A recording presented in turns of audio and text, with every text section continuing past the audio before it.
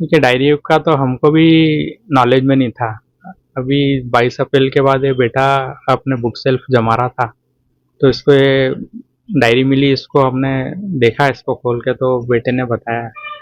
तो सभी के बारे में उनने कृतज्ञता लिखी, धन्यवाद लिखा है। तो ये सब ऐसा प्रतीत होता है कि ये एक प्री प्लान था, वो भी जानती थी कि ये समय है जाने का। क्योंकि ये अपन जाते हैं कहीं तो तभी इसका वो करते हैं किसी को, मतलब ये चीज़ उनको पहले से आभास हो गया था।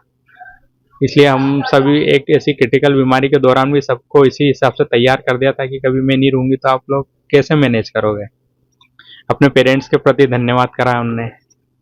इवन ये तो एक नॉर्मल बात है, जो अपने लोग हैं उनको तो सभी करते हैं, पर उनकी लाइफ से जो जो जुड़ रहे थे, जैसे डॉक्टर्स हैं, डायलिसिस का स्टाफ है, उन लोगों के लिए धन्यवाद करा है। इवन जो अपना अखबार बांटने वाला था उनके लिए धन्यवाद करा है। सवारी के दौरान अगर कहीं जा रहे हैं तो प्रशासन की अच्छी व्यवस्था दिख रही, तो पुलिस प्रशासन का जो डिवोशन है जनता के प्रति, उसके लिए धन्यवाद करा है। गवर्नमेंट के लिए धन्यवाद करा है कि गरीबों का भी ध्यान रखा जा रहा है। मतलब उनके पास पैसे नहीं भी हैं तो सस्ता खाद्यान्न मिल रहा है उनको, अस्पतालों में फ्री इलाज मिल रहा है। विशेषकर आयुष्मान योजना के लिए इसका लाभ हमने भी उठाया, 2 साल डायलिसिस उससे करा। ये सरकार की एक संजीवनी है। जो भी क्रिटिकल बीमारी वाले हैं उनके लिए एक आयुष्मान योजना संजीवनी है। नॉर्मल लोगों को तो कोई फर्क नहीं पड़ता है। अस्पताल में एक डायलिसिस का 1500 से 1700 रुपये लगता है, और ऐसे महीने में 8 से 10 डायलिसिस होते हैं। 15 से 20 हज़ार हर कोई अफोर्ड नहीं करता। मैं भी एक प्राइवेट जॉब करता हूँ, और उस योजना ने क्या एक शक्ति दी हमको कि इस बीमारी के खिलाफ लड़ सकें, और सभी के लिए उनने धन्यवाद लिखा है।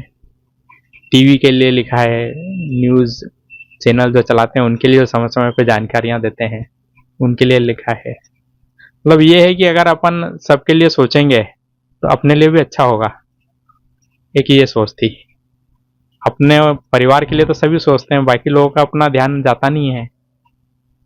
बस वो हमें तो ये लगता है कि वो डायरी लिखने के पीछे की ये सोच थी, अपने को खुद को कैसे उस बीमारी से अलग करके कुछ सोचना।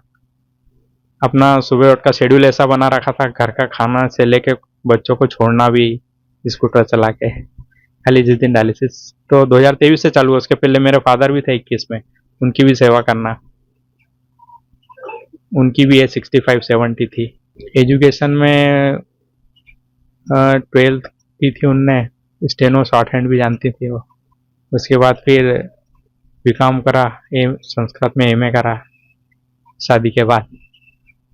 बस मेरे से ही कहती थी कि मेरे को नौकरी वोकरी नहीं करनी है। बोले जिम्मेदारी तुम्हारी है, तुम मेरे को शादी करके लाए हो, ये जिम्मेदारी तुम्हारी है। बोले बस मेरे को अपने को अपडेट रखना है। बोले जब जरूरत लगेगी तब फिर है ही तैयार रहने के लिए।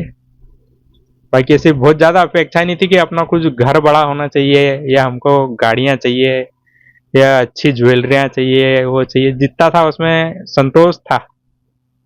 तो 21 साल तक अपने परिवार के साथ समय बिताया, और बाकी के 22 साल हमारी शादी को 2003 से 2025 तक 22 साल एक स्वर्ग हमने जिया, जब तक साथ में रहे।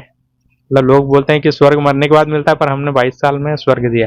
बच्चों ने, मैंने, हमने बहुत सारा समय साथ में बिताया। आने के बाद हम साथ में ही जाते थे। अधिकतर लोगों ने देखा होगा, हम बच्चे और फैमिली साथ में जाते हैं। ऐसा नहीं कि बीमारी तो 2012 में ही डायग्नोस हो गई थी, पर उसको कंट्रोल कर लिया था अपना परहेज करके। जैसे खाना भी जौ की रोटी खाना, सेंधा नमक खाना, मूंग दाल खाना। इससे क्या किडनी पे ज़्यादा लोड नहीं आता था। ये 2023 तक चलाया, इतना सदाचारी जीवन जिया, दवाइयाँ टाइम से खाना। फिर जब एकदम क्रेटिनिन ज़्यादा हो गया, डायलिसिस की नौबत आ गई, फिर डायलिसिस को भी एक्सेप्ट कर लिया। 1-2 महीने में बिल्कुल रूटीन पे आ गई। जो डायलिसिस का शेड्यूल रहता उस समय बिल्कुल तैयार होके मैं जाके छोड़ देता। मेरे को ये भी नहीं बोलते कि साथ में रुकना है। 4-5 घंटे लगते थे उस दौरान। वो अकेली रहती, गाने सुनना, सुबह जाने के पहले भगवान की पूजा करना। ऐसा नहीं कि इतनी तकलीफ के बाद मन आप हो जाता नहीं कि भगवान ने मेरे को परेशानी, पर वो सावन में सुबह उठ के जल चढ़ाए बगैर जाना नहीं वहाँ पे। बच्चों को भी यही प्रेरणा दी है कि अगर अपन जिस धर्म से जुड़े हुए हैं वो अपनी आस्था होनी चाहिए। मतलब भगवान देने वाले हैं शक्ति अपने को। तो हमने इस यात्रा में कई लोग ऐसे देखे हैं कि बहुत ज़्यादा परेशान हुए हैं, बहुत ज़्यादा पैसे भी खर्च कर चुके हैं। उसके मुकाबले हम 5% भी नहीं थे। मतलब ऐसी परिस्थितियाँ निर्मित होती गई कि हम बचते गए। बहुत ज़्यादा पैसे भी नहीं लग रहे हैं। मतलब अपन शहर में रहते हैं तो आसपास इलाज भी मिल जाता है अपने को। इस बीमारी में जो लोग गांव से आते हैं वो बेचारे रात रात भर यहाँ रहते हैं। फिर दूसरे दिन उनको खाने की व्यवस्था की क्या रहता है, मन में भय रहता है कि कितने पैसे लग जाएंगे। वो सब चीज़ों से बचते रहिए। ईश्वर ने ऐसी शक्ति दी हमको। बच्चे भी इसी दौरान, परिवार भी वो नहीं हुआ अस्त व्यस्त। बच्चों की पढ़ाई बराबर चलती रही। 2012 में तो ये क्या 7th 8th में ही थे। कोविड भी बिल्कुल निकल गया, उसमें भी कोई तकलीफ नहीं हुई। तो कुल मिला के ये सब एक साथ में वो लक्ष्मी स्वरूपा थी, किचन में अन्नपूर्णा थी और परिवार को एक संबल देने वाली थी, आदर्श गृहिणी थी, आदर्श पत्नी थी। मतलब एक दिव्य शक्ति थी हमारे साथ। संजय वर्मा। अभी भी आप देखो इस घर में आए होंगे तो आपको ऐसा नहीं लग रहा होगा कि इस घर में किसी की डेथ हुई है। एक पॉजिटिव एनर्जी आपको फील हो रही होगी। सजा रखा है, आपने देखा है। ये सब उनकी कल्पना है, साकार करा है उसको। अगर आप ये वीडियो YouTube पर देख रहे हैं तो हमारे चैनल को सब्सक्राइब कर बेल आइकन दबाएं और Facebook पर देख रहे हैं तो हमारे पेज को लाइक करें।